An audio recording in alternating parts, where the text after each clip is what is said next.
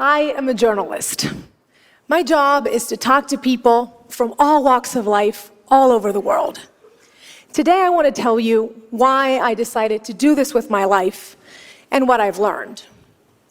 My story begins in Caracas, Venezuela, in South America, where I grew up. A place that to me was and always will be filled with magic and wonder. From a very young age, my parents wanted me to have a wider view of the world. I remember one time when I was around 7 years old, my dad came up to me and said, "Mariana, I'm going to send you and your little sister, who was 6 at the time, to a place where nobody speaks Spanish. I want you to experience different cultures." He went on and on about the benefits of spending an entire summer in this summer camp in the United States, stressing a little phrase that I didn't pay too much attention to at the time: you never know what the future holds. Meanwhile, in my 7-year-old mind, I was thinking we were going to get to summer camp in Miami. Maybe it was going to be even better, and we were going to go a little further north to Orlando, where Mickey Mouse lived. I got really excited.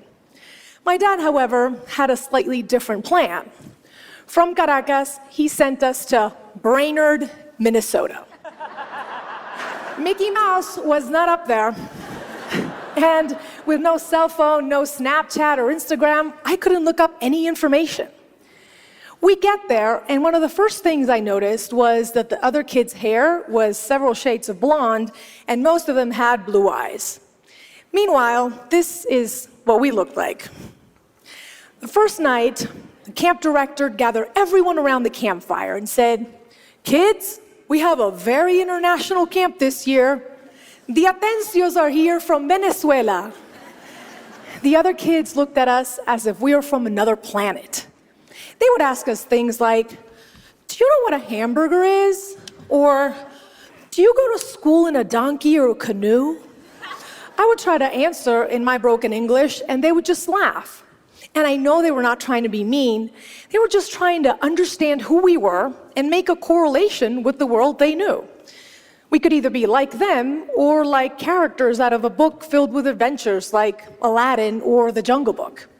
We certainly didn't look like them. We didn't speak their language. We were different. And when you're 7 years old, that hurts. But I had my little sister to take care of, and she cried every day at summer camp. So I decided to put on a brave face and embrace everything I could about the American way of life.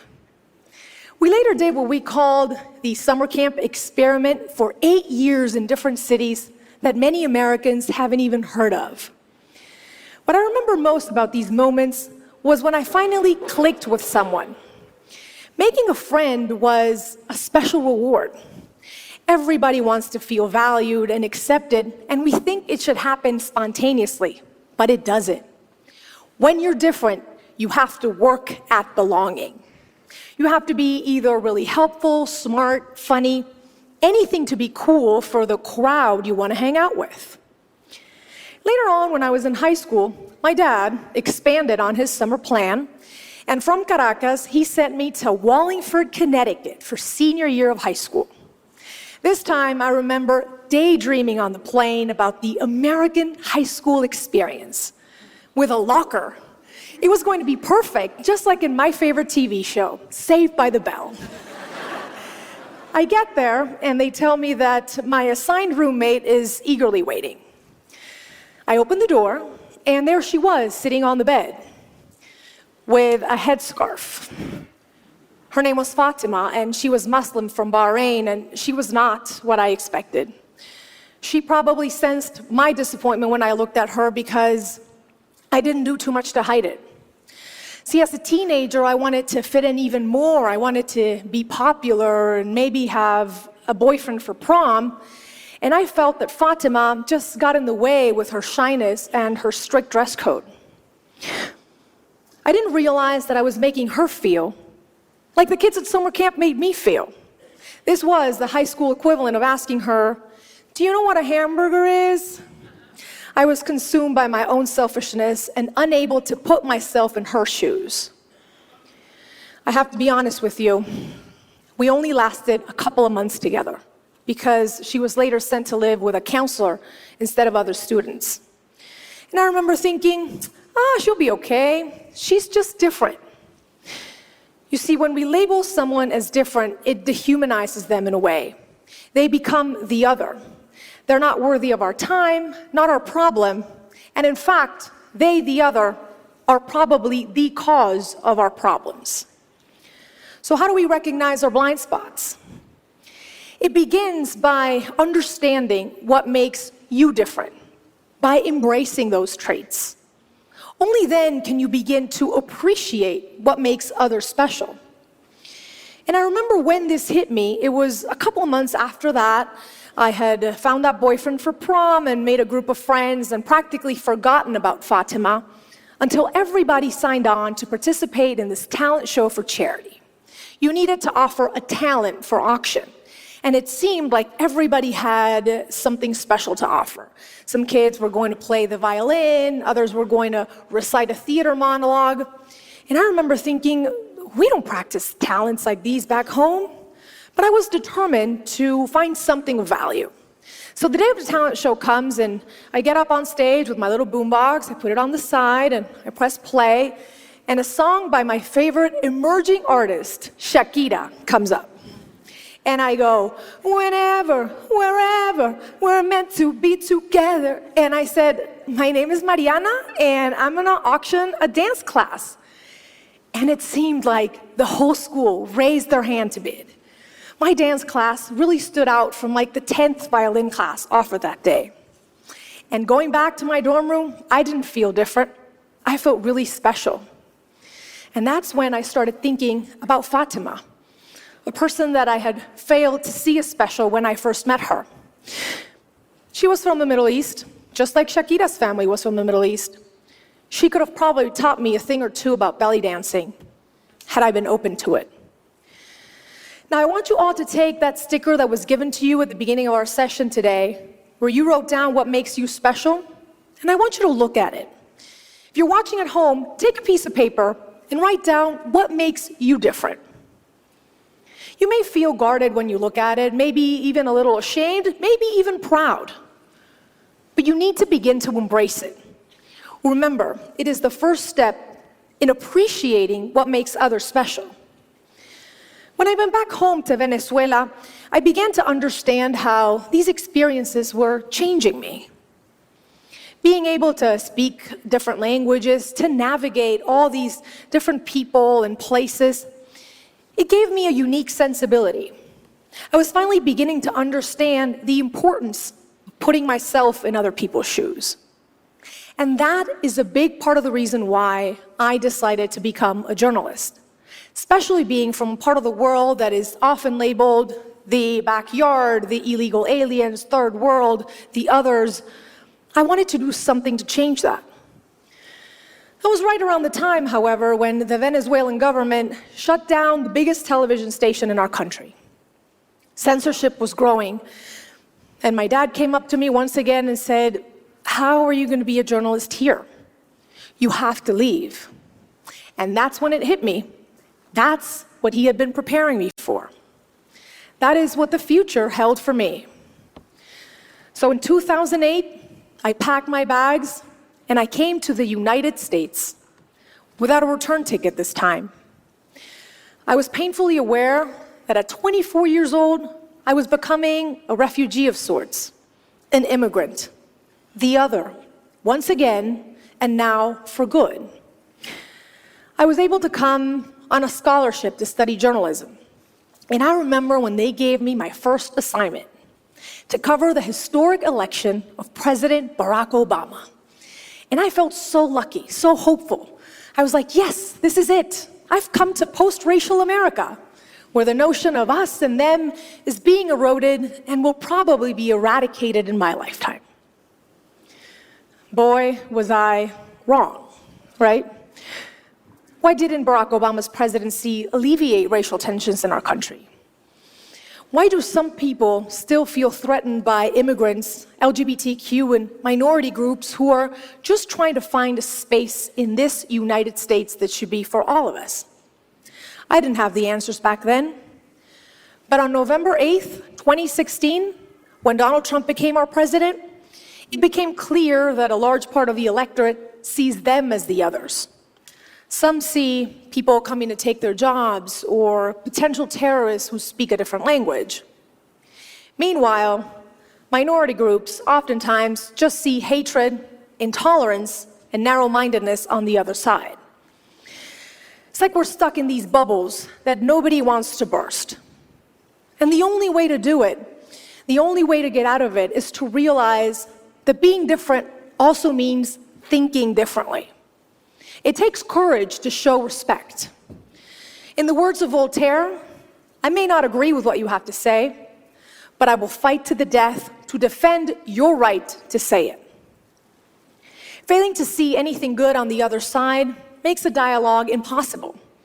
Without a dialogue, we will keep repeating the same mistakes because we will not learn anything new. I covered the 2016 election for NBC News. It was my first big assignment in this mainstream network where I had crossed over from Spanish television.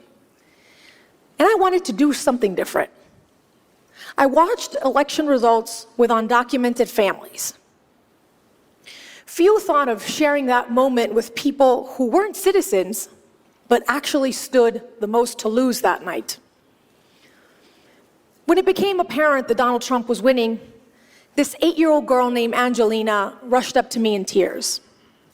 She sobbed as she asked me if her mom was going to be deported now. I hugged her back and I said it's going to be okay.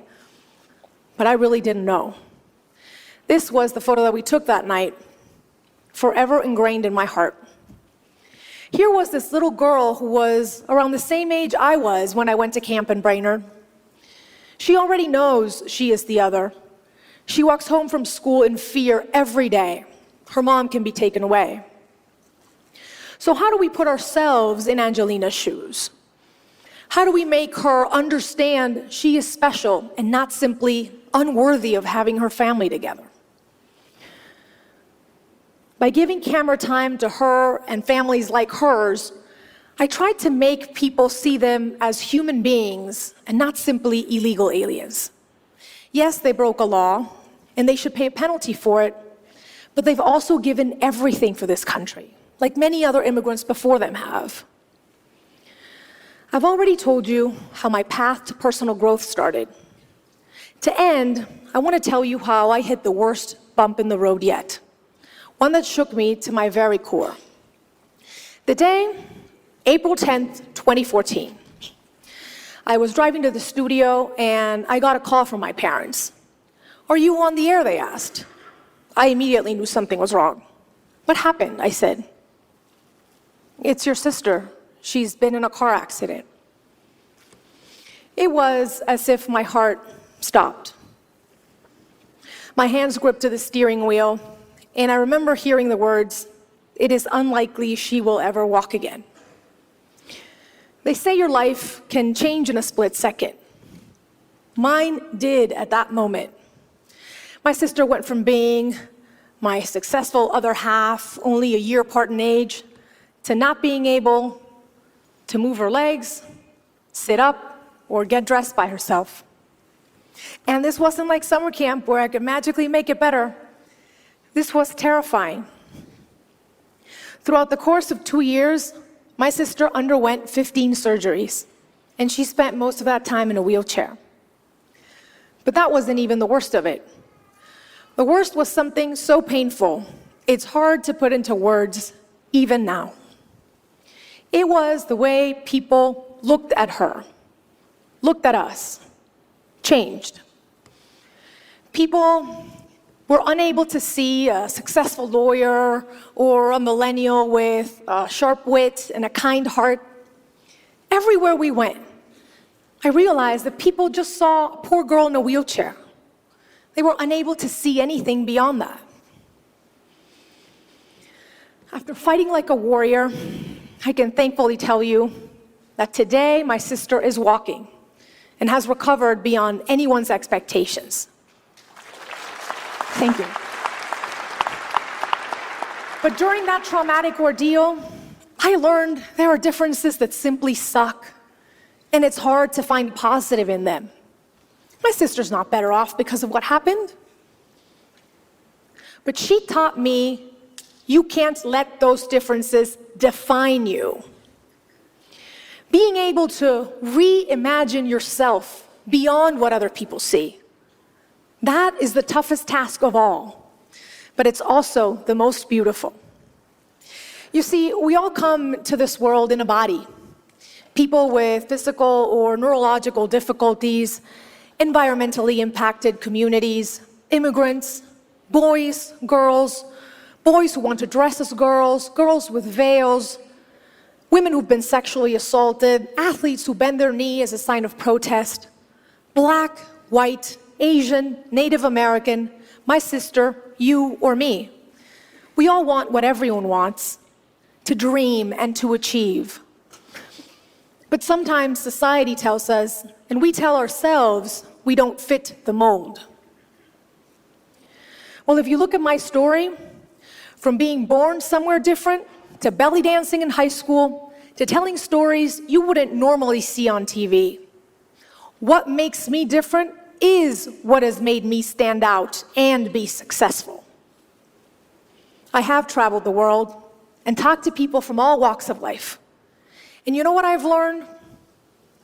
The single thing every one of us has in common is being human. So take a stand to defend your race, the human race. Let's appeal to it. Let's be humanists before and after everything else. To end, I want you to take that sticker, that piece of paper where you wrote down what makes you different, and I want you to celebrate it today and every day. Shout it from the rooftops. I also encourage you to be curious and ask, what is on other people's pieces of paper? What makes them different? Let's celebrate those imperfections that make us special. I hope that it teaches you that nobody has a claim on the word normal. We are all different. We are all quirky and unique, and that is what makes us wonderfully human. Thank you so much.